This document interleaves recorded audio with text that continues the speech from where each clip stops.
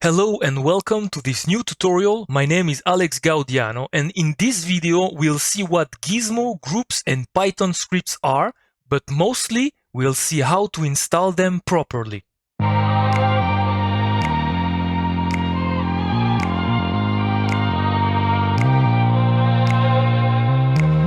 Because I had a lot to say and the video is quite long, I separated it in 4 parts. You can easily jump to the chapter you're interested in thanks to the timecode in the description. We'll first see what are the differences between groups and gizmos, and then we'll see how to install them starting with the groups, followed by the gizmos, and finally Python scripts. So, with no further ado, let's start with the first part.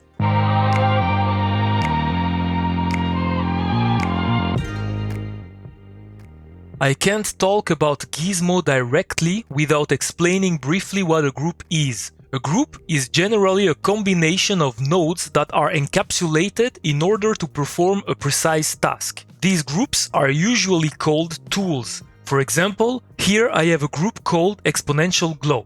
It allows me to create a glow that is much better than the built-in one in Nuke. If I open the parameters and I click on this small s, I can enter in the group and see all the nodes that are present. We can see here that it's indeed the usual nodes of Nuke. We have a keyer, a premult, a multiply, but we can also see that we can group groups. This is also a group. You can see here the little s that allows me to enter it and see that it's indeed a combination of nodes. I have here the exact same tool, but in its Gizmo version. You can see that they do exactly the same thing. So, in this case, how can we distinguish a group from a gizmo? Well, visually, you have 4 different possibilities to do so. The first one is the shape of the nodes. You can see that on a group, there is this kind of arrow tip on each side, while on a gizmo, the tip is only on the right side and on the left it's flat. The second one is by opening the parameters. If I open the group and I open the gizmo, you see that in the group, which is this one, there is a small s here, while in the gizmo it's not there. As you could have seen it earlier, this s allows to enter inside the group in order to see all the nodes that are in it. The third one is by going in the node tab. Here you can see that in the group it's written export to gizmo, while in the gizmo it's written copy to group. And the last one, it is by looking at the information of the nodes. For that, you need to select the node, press I on the keyboard, and now you can see the informations. The group has a class called group, while the gizmo has a class that has the same name as the gizmo itself. So, we can ask ourselves, why should we use a gizmo rather than a group or vice versa if they do exactly the same thing? The main difference is the way they are saved in a script. When we save a script containing a group, this one is saved in its entirety. In this example, you can see that the group, located here, is saved in its entirety. On the other hand, a gizmo is only referred in the script. You can see here that there is only one reference and the gizmo is not saved in its entirety. This also means that the weight of the scripts will be different. Here you can see that the script which contains the group is much heavier than the one containing the gizmo. One of the main disadvantages of using a gizmo comes when you use a render farm. It's mandatory that the gizmo is installed in the farm, otherwise it won't be able to render your script. So, if you are working in a company, don't forget to ask if the gizmo you are using is already installed in the farm, or if you are using a particular gizmo, you will have to ask for it to be installed. In this specific case, you will have an advantage to use a group because as it is saved with the script, you won't need to install it in the render farm. Now, the advantage of using a gizmo comes when you need to update the tool. If you have different people working on different scripts all using the same gizmo and you want to change a default value or add an option, you can simply modify the code in the gizmo itself rather than having to modify all the scripts. Let me show you an example.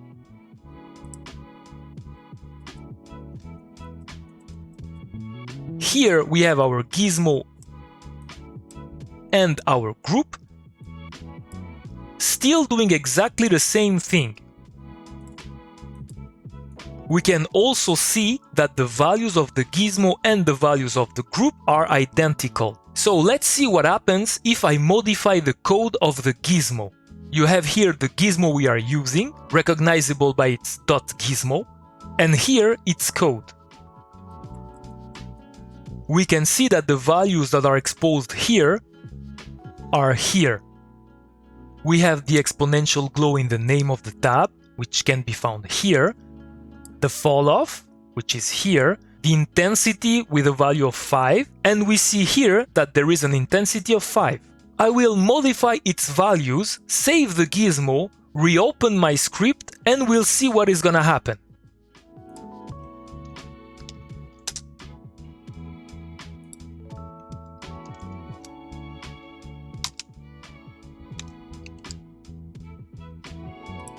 Once my new values are introduced, I save and then I'm gonna reopen my script. Let me open the parameters of my gizmo and we can see now that we have our new values. If I open the group, you can see that it has not been modified. We can also see that the result is different. Now you know the differences between the groups and the gizmos, and we can move on to the next chapter.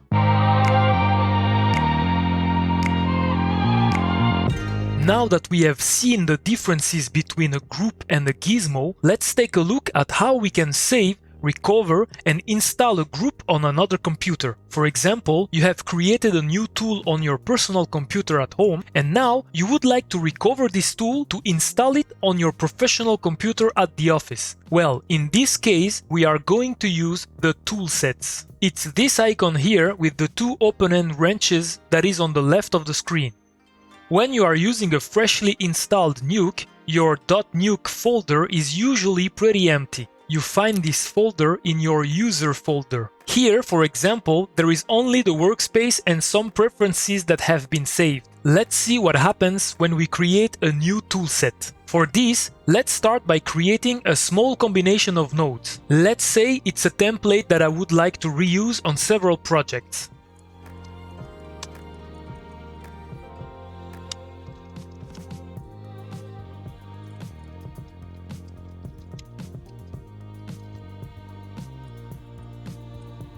Okay, done for our little example. Now I would like to save my new template in my toolsets. I'm gonna select all my nodes, backdrop included, then on the toolsets icon, and finally on create. Here I'm gonna give it a name and then click on create.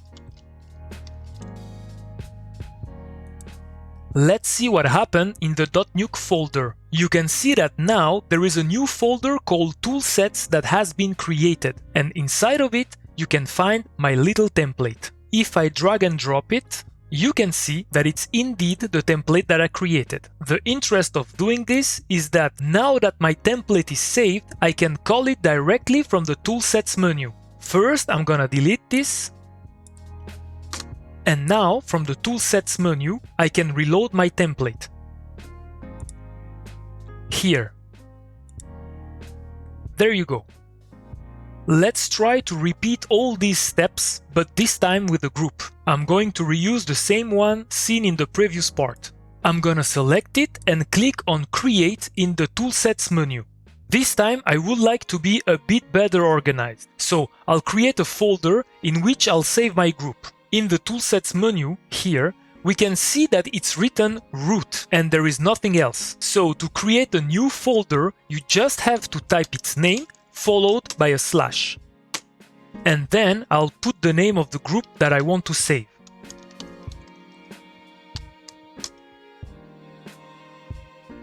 And click on Create.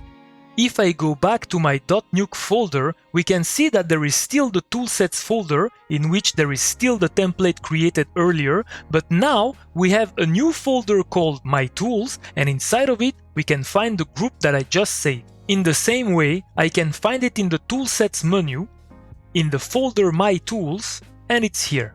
If I click, you can see that it is recreated. But what is even more interesting, and it's precisely the interest of the thing, it's that I can directly call it from the node graph by pressing on Tab and then by typing its name. Here it is. This way I can call any saved toolset like any nodes from Nuke, which is a significant advantage for the speed of the workflow. Whether it is for a group or for the template that I created earlier, it works exactly the same way.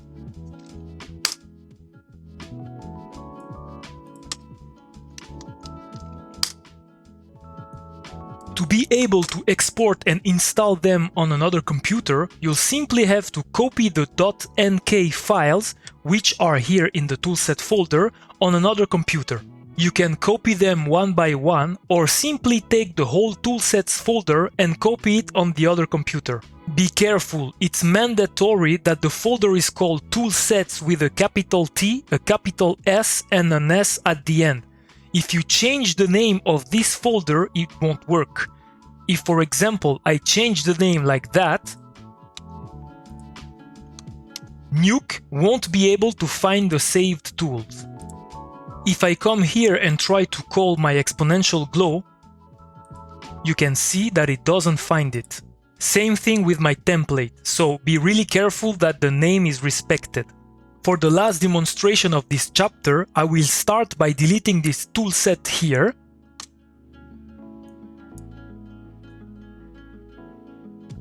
And I will copy my usual tools in my .nuke folder.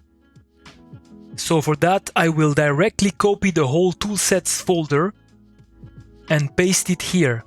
I check that the name is correctly written. There is a capital T, a capital S and an S at the end, and I'm gonna restart Nuke.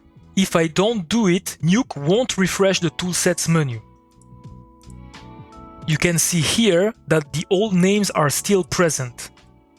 Now that it has restarted, in the toolsets menu, I can indeed find my AG Tools menu, and here, all my tools. It's for me the simplest method to save and export tools, unlike the Gizmos, which require a bit more technical manipulations. But don't worry, I'll show you that in detail in the next chapter.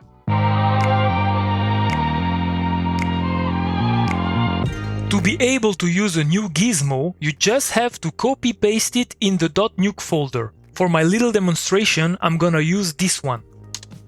Now I'm gonna start Nuke, and we'll quickly see that we're gonna have a little problem. The Gizmo is present and functional, but it can't be found nowhere, neither in the Nodes menu, nor in the Tab menu on the node graph. If I type its name, it doesn't appear. At this point, one way to call a Gizmo would be to open the command line by pressing X, hovering the node graph, and type its name. To make it work, it's very important that the name is written in its entirety and that all the letters are correct respecting the upper and lower case. To be sure I won't do any mistake, I will copy-paste the name. And press OK. And there you go, our Gizmo is here indeed. If you look for tutorials about installing Gizmos on YouTube, you'll see that many of them show another technique. You have to come and click on this icon here, go down to All Plugins, and click on Update. If you go back to the same place, you'll see that now you'll have access to a whole bunch of new nodes, including our new Gizmo, which is here. In addition to that, it's now available in the Tab menu. If I type its name, you can see that it appears directly here. The problem with this technique is that as soon as we restart Nuke, we'll have to redo all these steps again. You can see that now, if I look for it in the Tab menu, it's not there anymore. And if I go back to the All Plugins tab, there is nothing once again. However, it's still accessible with the command line.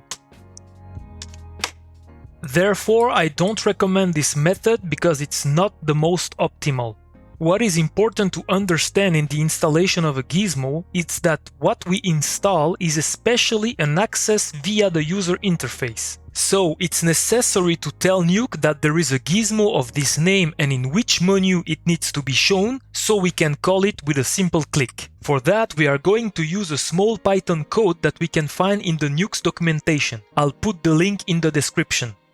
We can find what we need here. This first line allows us to create a new menu. By that I mean a new entry here or here. To choose in which type of menu we want this entry, we'll put here one of the terms that we can find below. The two that will be useful for us are the words Nuke, which we'll see in the following chapter, and nodes, which is the one that we are going to use now. The second line here allows us to give a name to this menu, and the last one allows us to add the wanted gizmo. For all this to work, we'll have to create a new Python script with the use of a text editor. It can be anyone, but here I'm gonna use Sublime. I'll immediately save my file with the extension .py to tell my text editor that it's a Python script.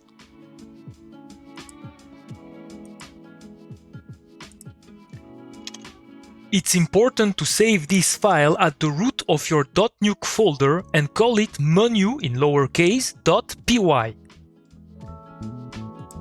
There you go, the file is created. Now we can add the code. I'll copy-paste it from the documentation and add some modifications. I won't go too much into detail about the code because it's not the subject of the class, but I can tell you that the menu bar here is a variable that can be called as you like. In this case, I'll replace this word with toolbar. I can also replace the menu bar here with toolbar. But what it means is that behind this variable there is this code. So it would be the same to simply do this. It saves us some space and it will be easier to read later. As I said earlier, in order to make our new entry appears on the side menu, this one, the word used here must be nodes with an S. Here we are going to put the name we want to give to our menu, for example, my tools, and for the command we are going to leave these three words aside so we can concentrate on these two ones. First of all, I'm going to replace this M, which was the previous variable, with toolbar. Understand that by doing this, it's exactly the same as if I had done that. Taken this code and put it here, but for reasons of readability and simplicity, it's easier to use a variable. And this variable is called toolbar, the one we have filled in here. The first word corresponds to the name that will appear in the menu. You can use any name, but the logic would like it to be the same as the gizmo you want to call. As for the Python code here, we'll find it on the same page of the documentation. At the top, we have here the code that will be useful. I copy it and I paste it here. Now I'm gonna replace the word my gizmo by the exact name of the gizmo that was copied in the .nuke folder. I mean this one. I copy it. It's not necessary to copy the extension, simply the name. And I'm gonna paste it here. And as in my menu I want it to appear as vSolarize, I'll put it here. Now that everything is ready, I'm gonna save my file and restart Nuke in order to update the interface. You can see that now a new icon appeared in which we have vSolarize, and if I click on it, my new gizmo is created. Now that you see how the code works, if you want to add new gizmos, you just have to copy-paste the new gizmo in the .nuke folder, open the menu.py file, and copy this line. And finally, take the name of the new gizmo and put it here. This time, for the entry in the menu, I'll delete the version of the gizmo to keep only exponential glow. Then I save the file. And once again, it's necessary to restart Nuke. This step is a little bit annoying, but it's mandatory in order to update the interface. If I go back in my new menu, you can see that now I have correctly access to my two gizmos.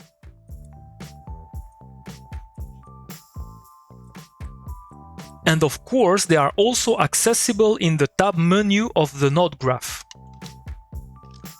We have the first one and the second one here. You also have the possibility to customize the icon that is displayed here. For example, I'm gonna use my personal icon that I created with Photoshop. It's a PNG file, transparent, with a size of 24 by 24 pixels. I'm gonna copy this image in my .nuke folder here, and in my menu.py file, at this line, I'm gonna add a comma, and between quotes, I'll put the name of my file with the extension this time. I save, and again, I'll restart Nuke. And there you go. Now I have a custom icon for my menu. It looks much better, isn't it? There is one last thing I would like to show you that I personally find important. So far, I've pasted all the new gizmos to the root of the .nuke folder. At the moment, we only have 2, but if you copy dozens of them, it can get very confusing very quickly. As I like things to be clean and organized, I'll create a folder that I call Gizmos. And I'll drag my gizmos as well as my icon inside of it. The problem with doing this is that now Nuke won't be able to find the gizmos anymore. You see, I have an error message. Even if I restart Nuke to update the interface, I'll have the same problem. For it to work, we'll have to tell Nuke that when it starts, it scans this new folder. So we'll have to create a new Python script that will call init.py. We also need to save it at the root of the .nuke folder. If in the menu.py file we put all the code that concerns the manipulation of the user interface, such as the menus for example, hence its name, we'll put in the init.py file all the commands that we'd like Nuke to execute during its initialization. In this case, add a path to a new folder called Gizmos. Once again, I save my file and restart Nuke. You can see that now everything works and that everything stays clean and organized. What you need to remember from this chapter is that when you install a gizmo, what you need to do is to tell Nuke that there is a new gizmo and it needs to display it so you can call it with a simple click. This being said, it's annoying to always have to come in this Python script to copy-paste a line of code in order to add a new gizmo. Fortunately, as it is a repetitive task, it's possible to automate it thanks to a Python script. And good thing, it's the subject of the next chapter.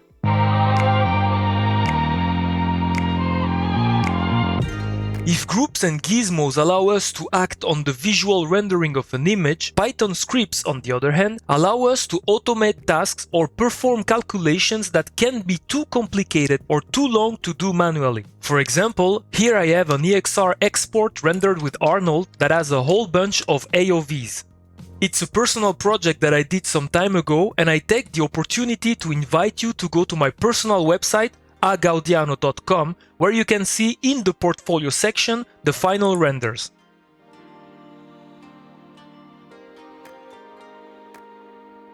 To be able to work with this image, I'm gonna need to extract all the passes one by one, and for that it will be necessary to use a shuffle node. I call the node, then I have to come here to find the pass I need, for example the diffuse. Okay, I have my first pass. Then I'll have to do it again. Call a shuffle node, then select the pass I want, and then I have to start over again, once again a shuffle node, then look for the pass I need, for example the normal, which I need to connect, and so on and so on. Also, if I want to add a label to each of my nodes, I'll need again to go in the node on this tab, and in the label type, for example, node in 1. This way it will write dynamically the pass's name that's here. I can copy that and paste it in the others.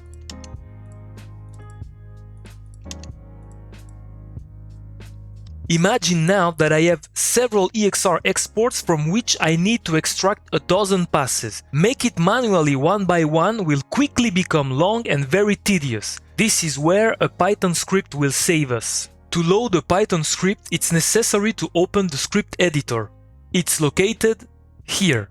It can be here or there, it's on this small icon that we need to click. I mean this. You have here the script editor. It's the same if we come here.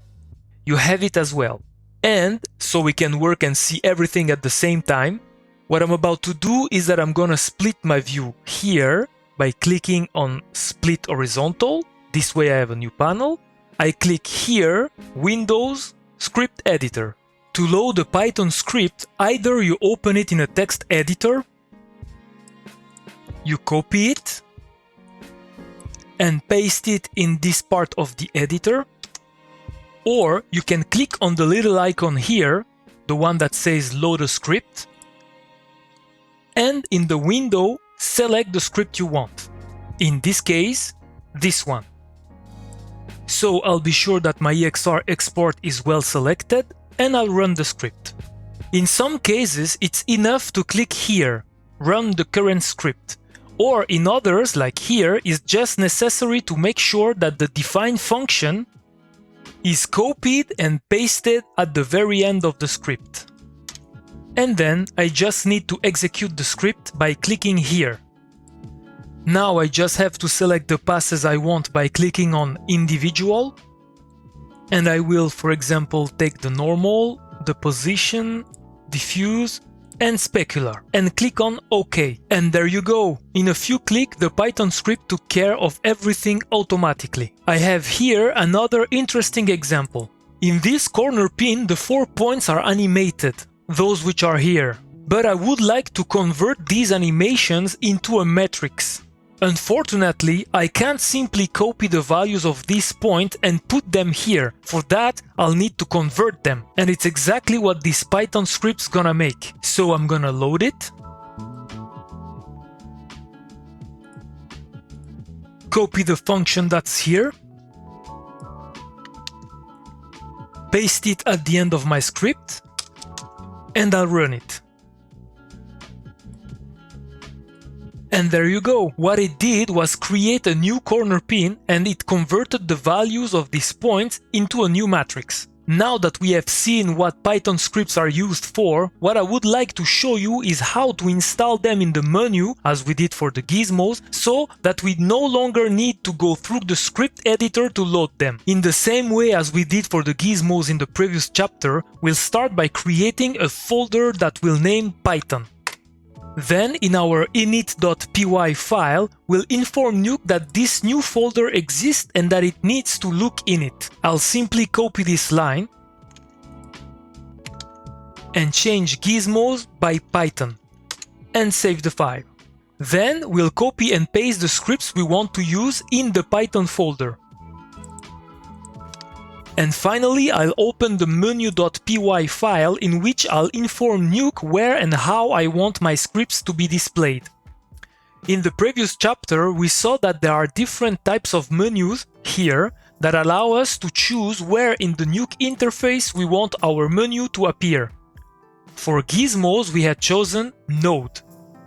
And this time we're gonna choose Nuke. This way, our new menu will appear here.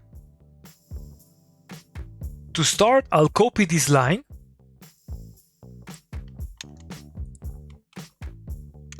change the name of my variable, I'll add a py in front and in capital letters, delete the name of the icon because we won't need it, and finally replace the word node by Nuke.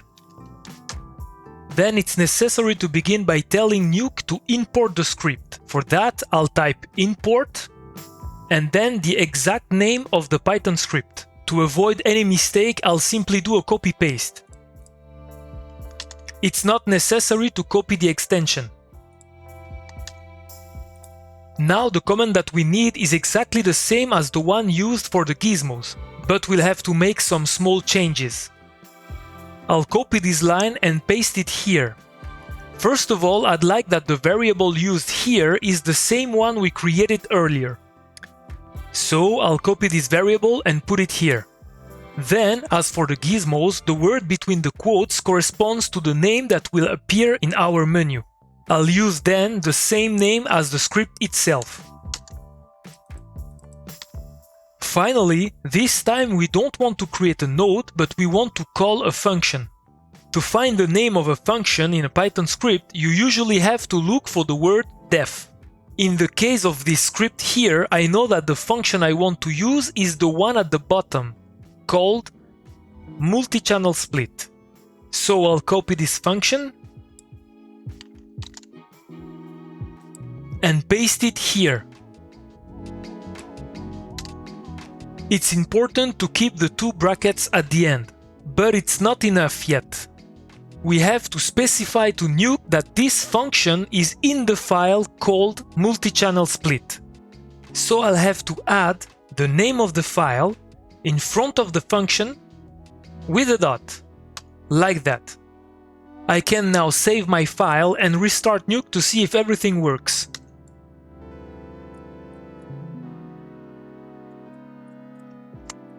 We can see that now there is a new entry in my menu called My Tools, and inside I have my script called Multi-Channel Split.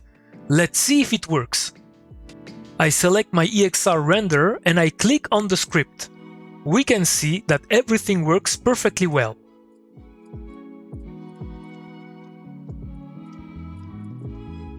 I will repeat all these steps to install the other script. So I open my text editor, I can copy and paste this command line. But before, it's important not to forget to import the script. So I type import and copy the name of the script.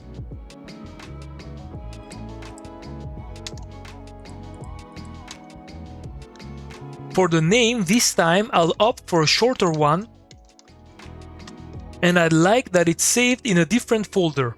To create a new folder, I just need to type its name, for example convert, followed by a slash. Now I need to find the function, so for that I'll open the script. And if I browse, I see that the function that was defined is indeed this one. I don't forget the two brackets, and I paste it here. To finish, I'll be sure to indicate that the concerned Python script is this one. I put it in front of the function with a dot. I save the menu.py file, and once again I restart Nuke.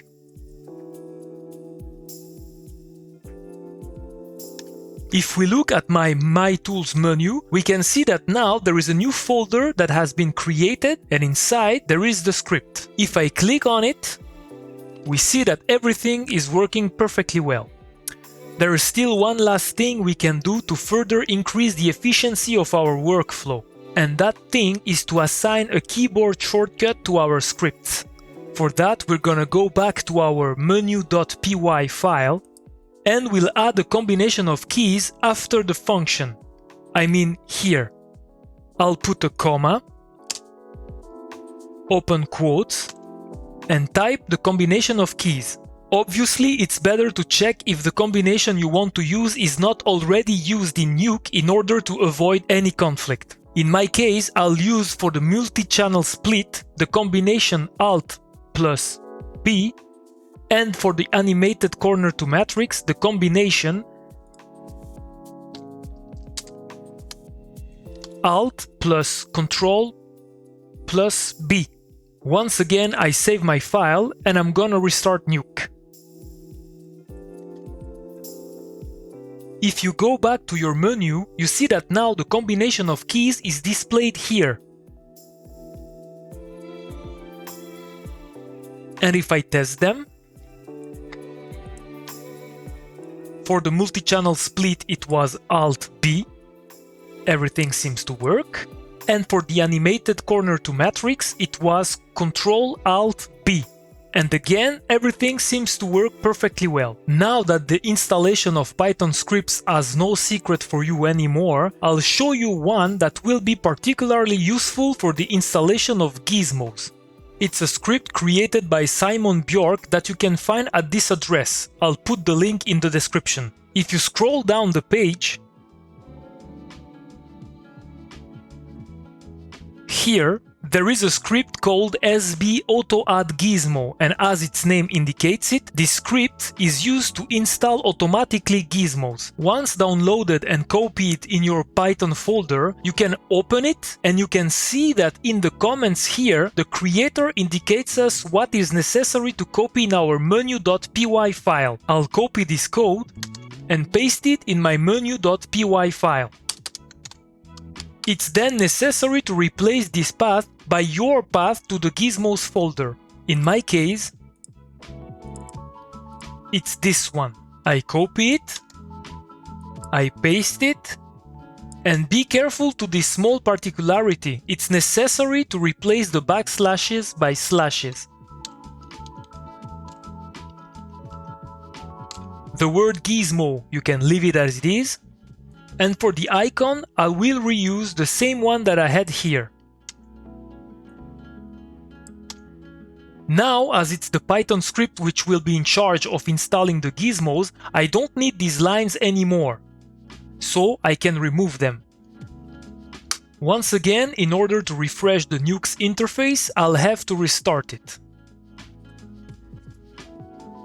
And you can see that even though we've deleted the command lines, my menu is still present, my gizmos as well, and they are perfectly functional. So let's try to copy some new ones and see what happens. I'll delete the old gizmos and copy the new ones.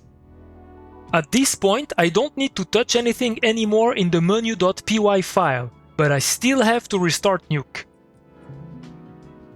We can see that our gizmos have been installed, but an unexpected error has crept into our code. Let's have a closer look. If I open my script sb-auto-add-gizmo, when the function is defined, here, there are some words that have been put between brackets. It's gizmo path, which corresponds to this, the menu name, which corresponds to this, the submenu name, which is absent here because the following it's the main icon, and the sub icon is also absent. What happened is that Nuke interpreted the gizmo icon.png like being the submenu name, and it's not what we want. To correct this error, we are going to return in our menu.py file, in our line concerning the auto-add gizmo, and here, after the gizmo, we are going to add, after the comma, empty quotes, a comma, and after the icon, once again a comma and empty quotes. This way, when Nuke will read this, it will see that the path is indeed that one, that the name of the menu is this one, that the name of the submenu is empty, it will then ignore it, the icon is indeed the ag.png, and that the sub icon is empty, it will again ignore it. I save my file and I will, once it's not custom, restart Nuke. This time my icon is finally back, and when I click on it, I have all my new gizmos. Here we are at the end of this video. I hope it was clear and that it will be useful to you. My name is Alex Gaudiano and I'll see you soon. Thank you very much for watching. Just before leaving you, I would like to give you an information. This course is 100% free and I'm not paid for it. I really made it with the desire to share knowledge with you. But if you like to reward or support the job I've done, you can give me a tip by following the PayPal link in the description. Once again, thank you very much and see you soon.